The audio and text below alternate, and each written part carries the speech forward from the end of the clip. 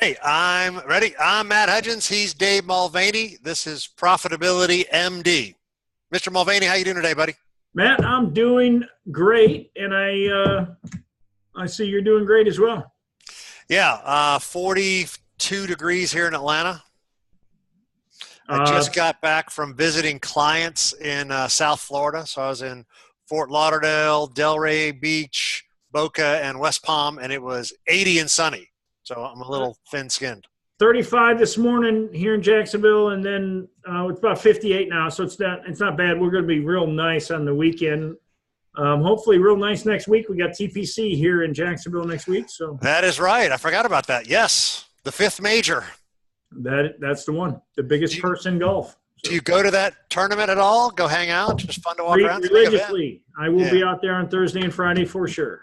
I think it's a big event for Ponte Vedra, Jacksonville, right? Sure is, yeah. So. That's good.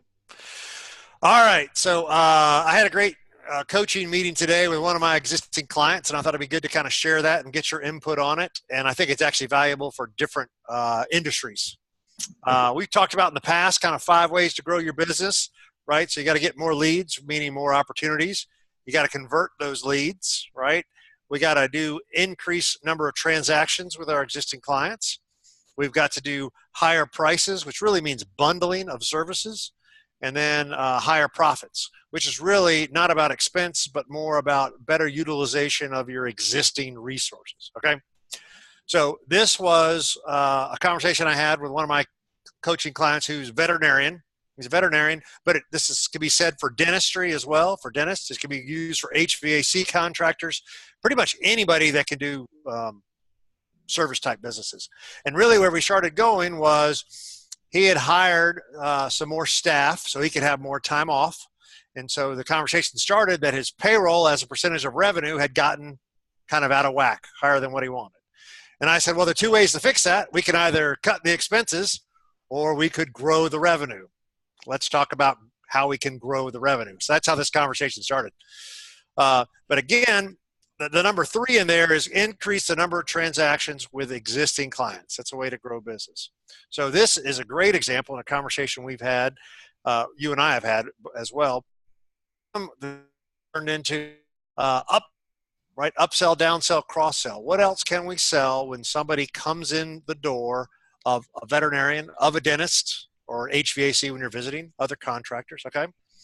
And so it was quite interesting in the fact that we came about, they had just had, this month, it's March, or maybe I got it backwards, maybe they just had it. I think it's this month, is like dentistry for your pets. Basically, get your teeth pet, brush your dog's teeth. Yep. I know what you meant. Okay, I know what you meant. Sorry, I got confused. But what I was saying was, well, gosh, isn't that a great upsell? So shouldn't we have that as an offer to everybody who brings their cat or dog or whatever kind of animals? I'm assuming cat and dog's teeth. I guess you can clean other animals' teeth. But shouldn't we make that offer, as Frank Kern says, the more offers you make, the more money you make? Shouldn't we offer every single client, patient that comes in the door the opportunity for this teeth cleaning, because it's teeth cleaning month?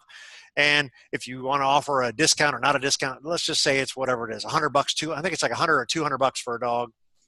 A dentist could say teeth whitening, right? A dentist can offer you teeth whitening. HVAC contractor can offer you extended warranty or the service contract. Come and give me the tune-up as it goes from heat to air conditioner, as from air conditioner to heat, right? So a service contract would be an upsell or a cross-sell.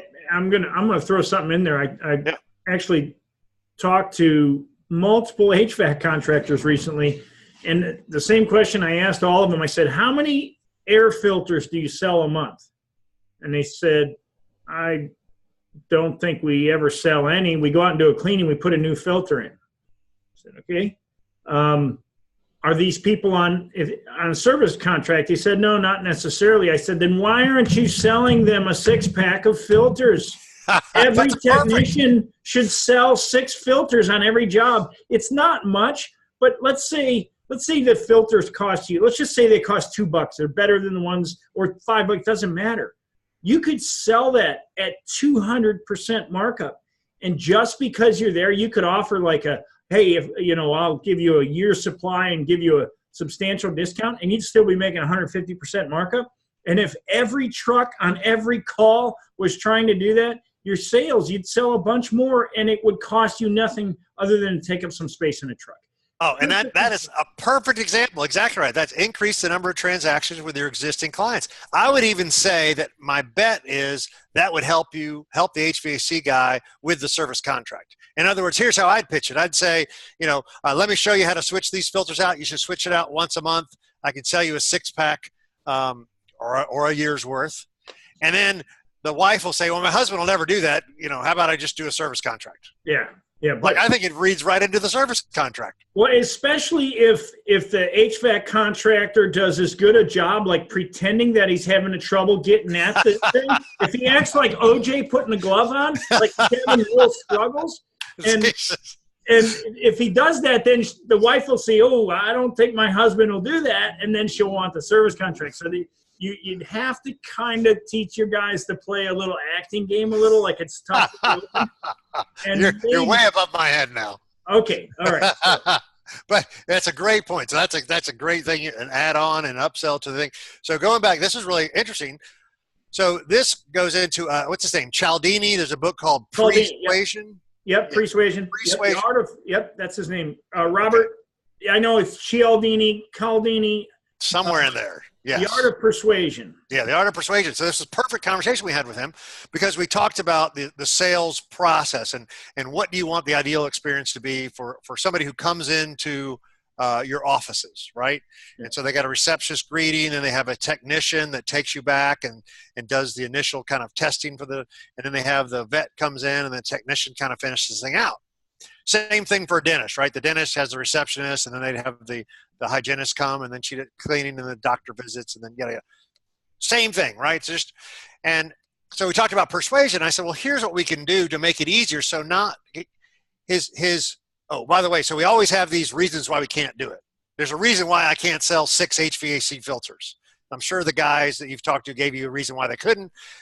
Our natural reaction is it can't be done, or here's why. Okay. And the most common reason, and I get that very response. I'm glad you said it. Very response, and he said, my guys just won't do it. I said, why won't they do it?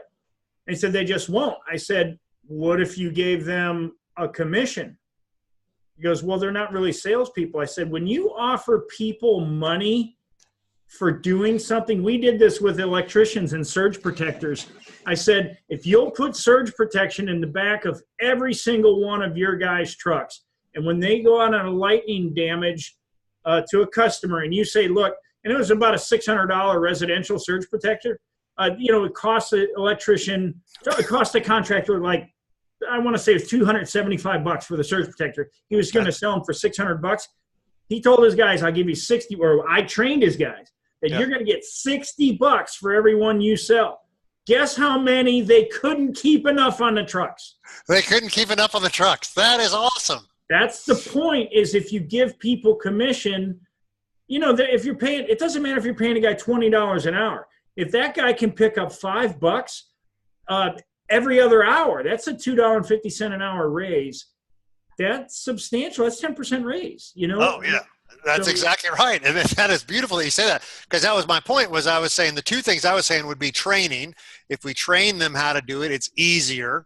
I'll tell you, instead of a direct commission, I was going to do a little bonus reward where I'll come back to that 2 seconds. So what I was saying was, okay, persuasion. So as soon as you come into the office, you're checking in the client. Hey, by the way, this is get your teeth cleaning month. This is whiten your teeth. This is service contract month. Whatever your theme happens to be, right? But the receptionist would mention it, and then when the technician comes in, the technician mentions it, and then when the vet comes in, the vet mentions it. Or in another scenario for the dentist office, it could be the receptionist, the hygienist, and the dentist mention it.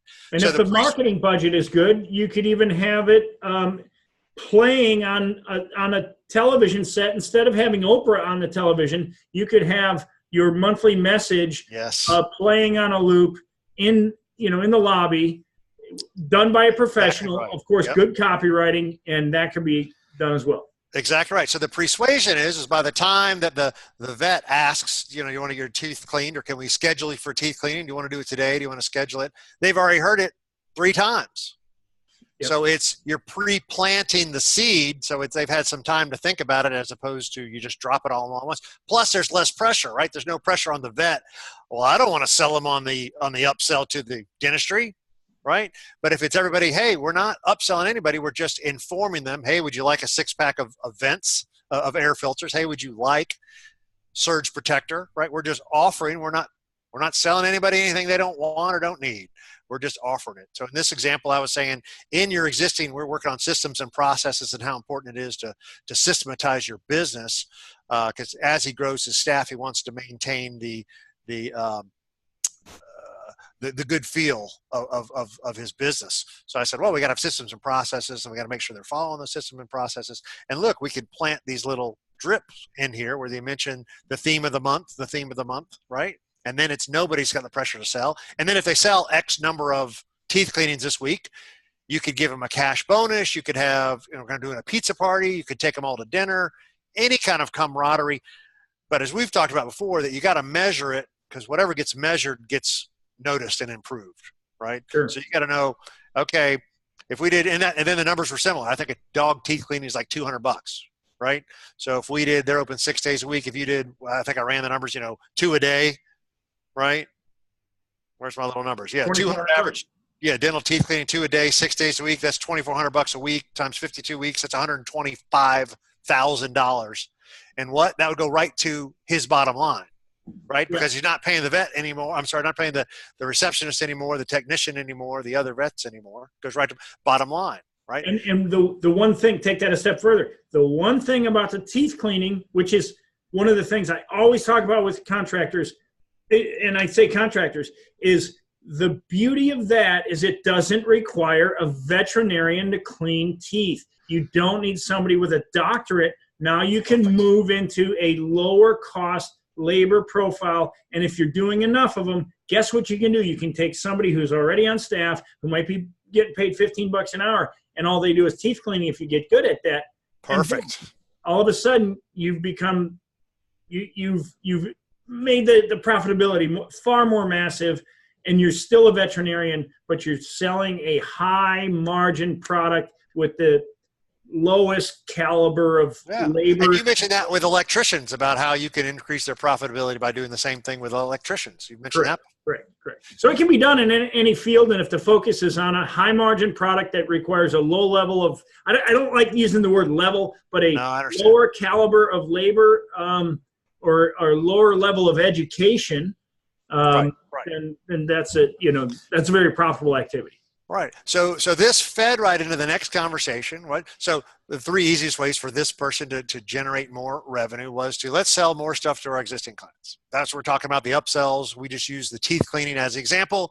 He does, I think they do Heartworm Month might be coming up, because I was asking what kind of marketing did you do last year, and if whatever worked well, let's do more of it this year.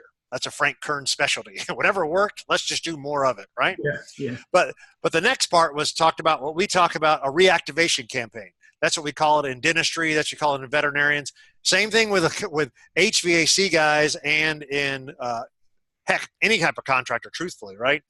And the idea is, let me give an example in a vet. So you're supposed to take your dog in once a year for checkup, right?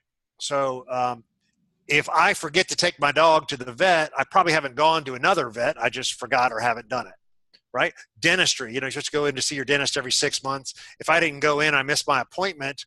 I probably didn't go to another dentist. I probably just haven't rescheduled and I forgot, right? So they call those people, they're my client, because the odds are they haven't gone anywhere else. I'm still the incumbent.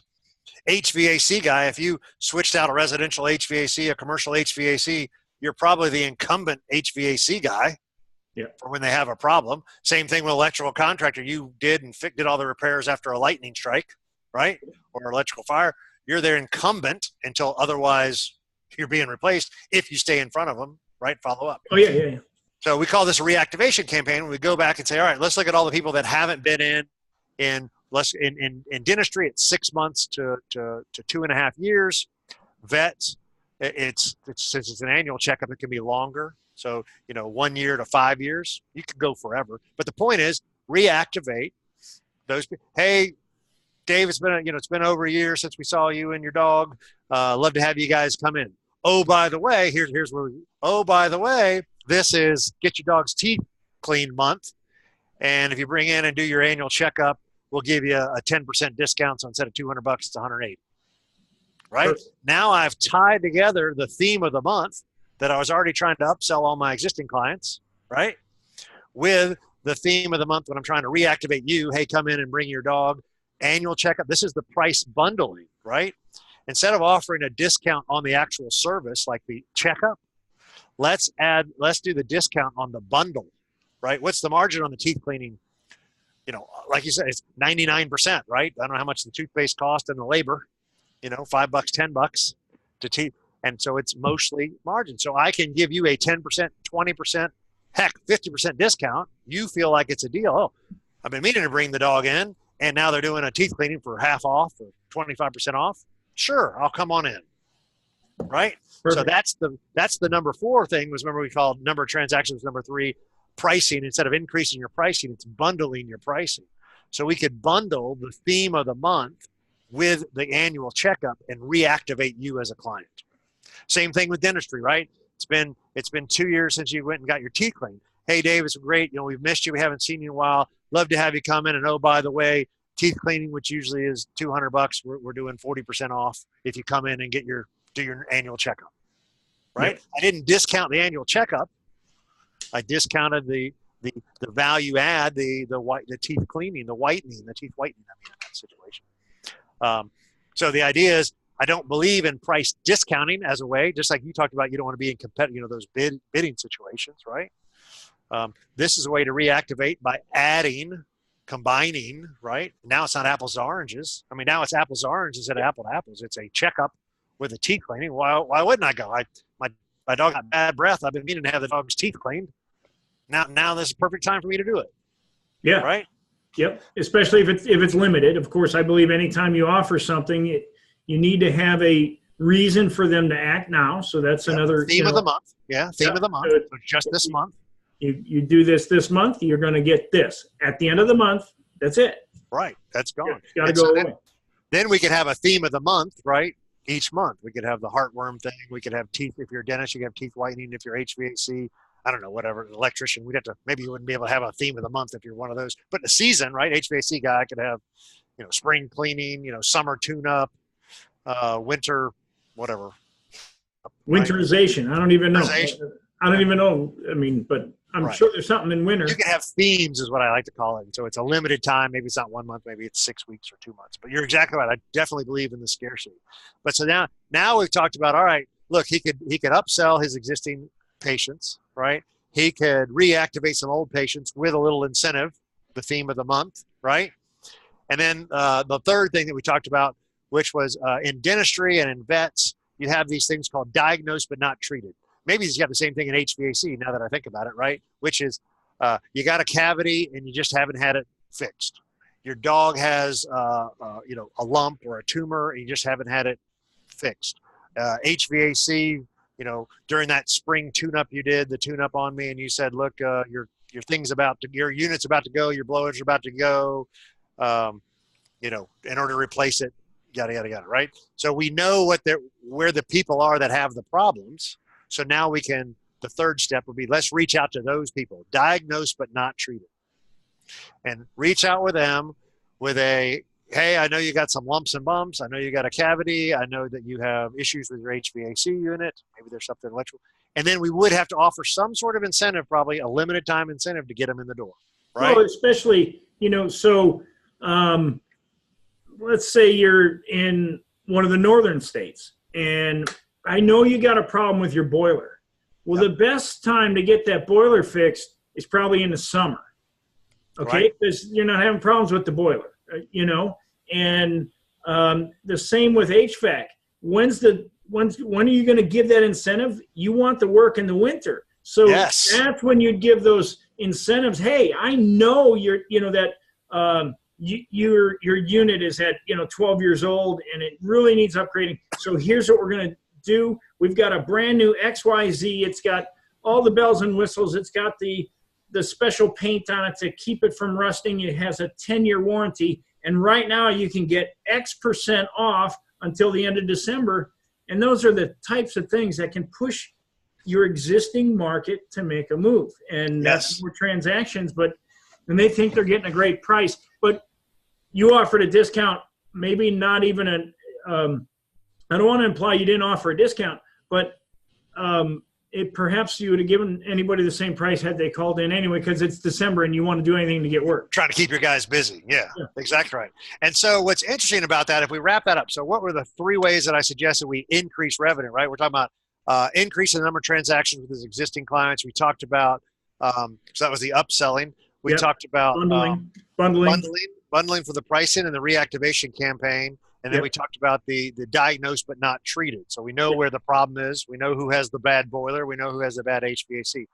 By the way, none of those were, I need a new client, right? So every small business owner that I know thinks that they need more clients. And we all do, and we all would like some, right? But it's number 4 on the list of things to do, right? Well, the first thing to do is better service your existing clients so they stick around, right? Upsell your existing clients, add transactions to your existing clients, bundle stuff with your existing clients. All these things you can do before you have to go get a raw, somebody who doesn't even know you customer. And it's exactly I did a video yesterday on my blog that was exactly talking about, I'm making assumptions when I'm talking about you getting new customers. I'm making assumptions that you're taking care of your existing customers. Now, a lot of people are not like dentists or doctors where they have repeat, veterinarians where they have repeat business. HVAC, it could be years. If I just sold a new air conditioning unit to your house, it might be years before I have something other than service. The service is you need the service contract to go with that, right? In the electrical world, sometimes it could be years before any service is needed. I've already sold you all the energy saving products possible on the planet. So at some point, if you're not acquiring new customers and the well is dry, you're at a standstill unless you're in a consumable business. And I say consumable, doctors, their clients need to come in at once, twice a year, not all of them, but especially as they age. So those are, any time you can, without getting new clients, increase revenue, you should be maxing out your revenue with your existing clients. If they still have money, you should get it. I mean, that's and I don't think people do enough, or they don't even think that way, right? I mean, that's part of the point of this conversation is most people don't think of another. Remember, we used that before. We talked about the contractors. I had all my work done in my house, and I was teaching them how to refer business to each other, right? They hadn't even thought of that, right? That at the end, it's a survey, how did I do doing your kitchen cabinets? What worked? Hey, any ways that we can improve business? And then, by the way, you plan on doing any other home renovations in the next 6 months and maybe even list it, right? You're going to do the basement, the kitchen, the bathroom, any landscape. And then I could refer that landscaping business to somebody I know, right? That's an example. And you and I know we talked about that in one of our previous podcasts, but I don't think people think that way. I don't think typical owners think that way. I'm going to bring up not even a business owner, somebody I had a conversation with who's a pastor of a church. Okay. And he said, I don't believe in the common tithing, the 10% of the income. I said, are you 100% confident that the Bible says that you shouldn't tithe? And he said, well, no, not really. I said, well, shouldn't you at least introduce the concept to your people and let them decide? Do you think that might just increase some of the revenue because the church was struggling? I had a good member base, but they just didn't have enough offerings to pay all their overhead. And I said, maybe let them decide, because that's right. Because what you're doing is you're giving your opinion on something that is technically maybe not be clear, 100% clear. Many will say, oh, it's black and white. But whatever. My point is, he didn't believe that 10% was required, and a lot of people believe that it is. And I said, well, at least you should let your congregation decide whether that's required by giving them the information. Like a good attorney will give the information and then let the jury decide. Well, why don't you let your congregation be the jury instead of giving and you can even start off with, hey, I don't know what this clearly says. However, boom, and then you give them the case study and let them decide. And that's almost like what you just talked about before. It's almost, we talked about this previous, limiting beliefs, right? Just because you don't think it's this way doesn't mean your customers won't think it this way. Going back to my guys just won't do it. They won't sell the surge protectors. Yeah. Right? It's the limiting belief. Just because, I know they won't, but if they had to, what would we do? Well, we'd train them and we'd offer a financial incentive. Yeah. I know they really won't, but if they had to. Yeah, but we'd have to train them. I mean, that's such a bad thing. So right. Have your guys get there 15 minutes early I know that was one of the things, Matt, that on multiple contractors I work with, when they're in the 10 to 20 service technician range, when I meet with them, I say, do you have a morning meeting? And the answer is always, not always, I shouldn't say always, but in many cases the answer is no. I said, when would be the best time to get them in love with your company? Right. In the morning when they get to work, because they have to be there anyway. So right. you could buy some donuts, you could do whatever, but you have 15 minutes training them on something that's going to give them incentive to make more money per hour. And guess what they'll do? They'll go, wow, I can make more money. The boss really does care about me and my family. Right. Exactly right. Yeah. And it's just a matter of, again, of giving them the choice, right? I've got this opportunity. I'll train you guys how to do it. I'll make it as easy as possible. You don't have to be the cheesy salespeople. Here's how the pitch would work. That and oh, by the way, you can make whatever, an extra $50 for everyone you sell. Yeah, I mean that's gave them the option. Ultimately, people will do what is best for them. It can be good for the company, but if it's got to help them. People care about themselves. And so whether it's your employee or your customer, if you show them a solution that's going to make their life better or solve a problem, in many cases for your employees, what'll solve a problem? You're a veterinarian clinic, and every 6 months or every checkup when the dog is there, I got to bring my dog to work with me. See there right here. Every single time, how come you don't ask me whether I'm current on my heartworm pills? I mean, that stuff's expensive if you buy it at the vet's office. Your person at the front desk should ask that question. Do you need heartworm pills?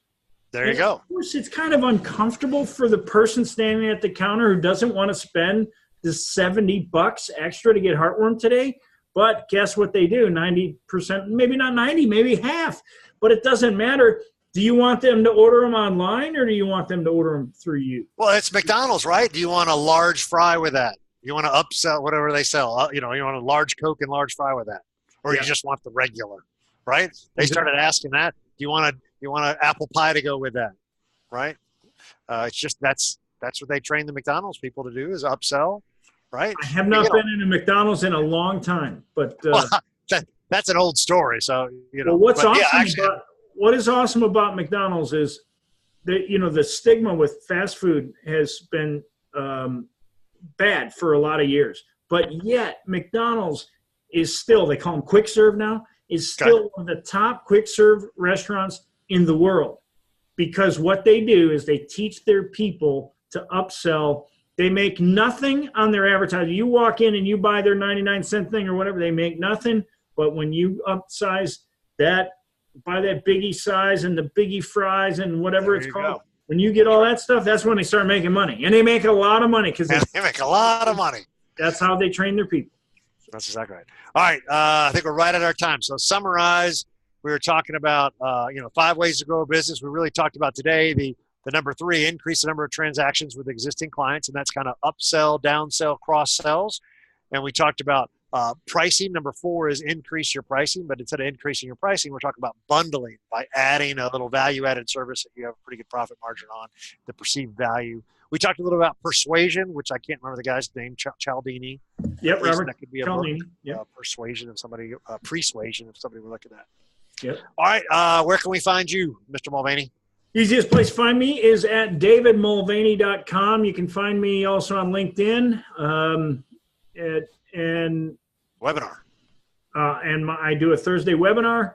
Easiest place to find out about that webinar is at davidmulvaney.com. Click on my blog. Most of the blog posts there will have a link where you can sign up for the webinar. On the webinar, I focus on how to help customers create a direct response customer acquisition system that's very exclusive to what I do, is acquiring customers, new customers, and then maintaining your existing customers through automated marketing.